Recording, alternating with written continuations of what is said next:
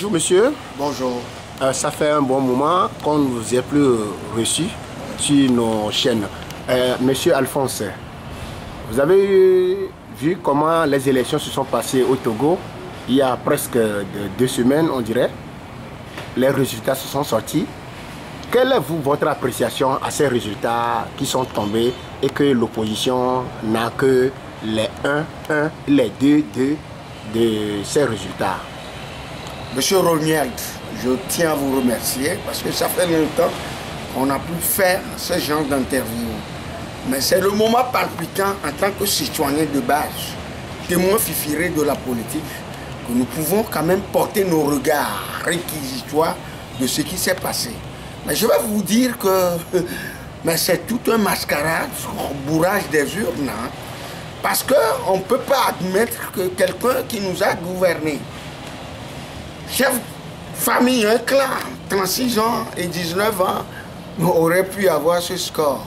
Mais je vais quand même m'attabler sur la faiblesse de l'opposition, de ne pas avoir une unicité, à pouvoir diligenter et contrôler et mettre leurs gens dans les bureaux de vote pour dénoncer les fraudes. Et nous savons que c'est du fraude.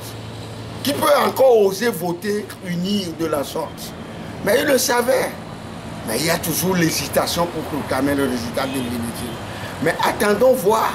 Mais déjà, il y a des soubresauts, des soulagements un peu partout, déjà à Kara et à Palimé, etc. Mais ça va venir parce que le fort, les gens le placent pour faire la garniture de la richesse très mastodonte qu'ils ont ramassée. Après, son papa est autour de lui.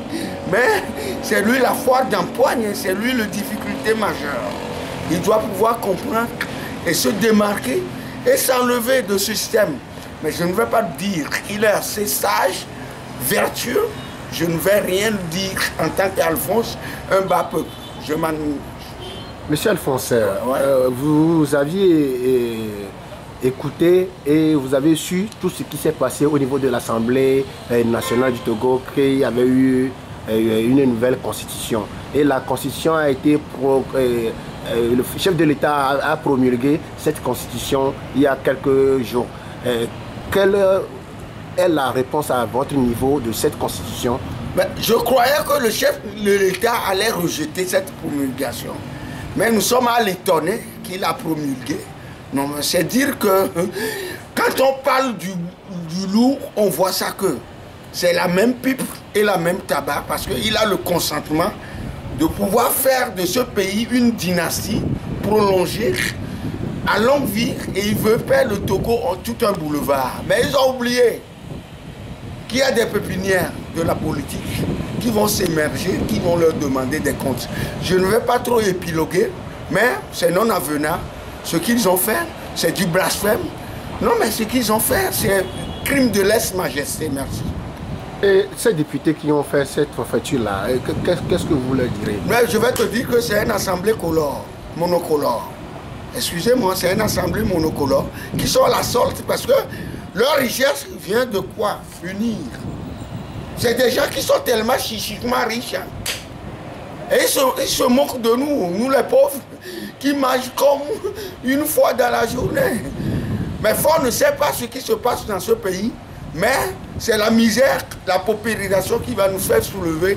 Et ces gens-là vont fuir autour de lui, ils seraient le seul responsable. Et ces députés ne sont pas élus, ces députés de l'opposition qui les ont aidés à voter cette loi, ils ne sont plus sortis.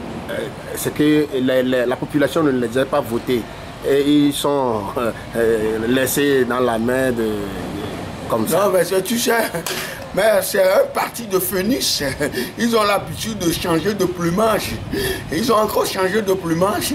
C'est un autre système qui est érigé pour nous faire voir un autre visage de la politique. Nous, on comprend.